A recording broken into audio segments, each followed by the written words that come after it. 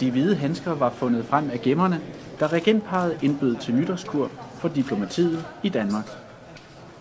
De 77 nationaliteter blev modtaget af ceremonimester Kim Christensen, som herefter viste de mange diplomater ind i riddersalen. For nogle ambassadører var det første gang, de skulle ønske kongefamilien et godt nytår, mens andre havde prøvet det før. Men uanset hvad, så er det stadig en stor ære.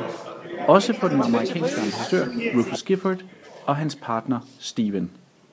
Is as a country that obviously does not have a constitutional monarchy like Denmark does, to be able to be invited here to greet the Queen and wish her and her family a happy New Year. It's a very, very special thing.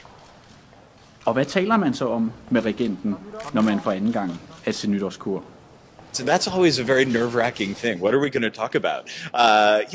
It's really, and she's so easy to talk to, and she's so lovely, and she often will ask us questions. But I figure we'll talk a little bit about the last year. When we spent time with her last year at this event, we were still very new at this job. So I look forward to just sort of discussing the things that we have done and the mutual cooperation between the countries. And so just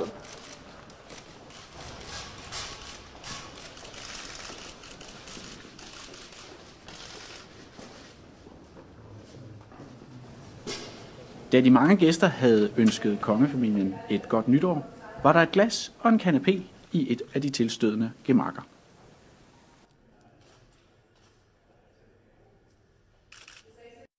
Billedbladet, Danmarks royale ugeblad.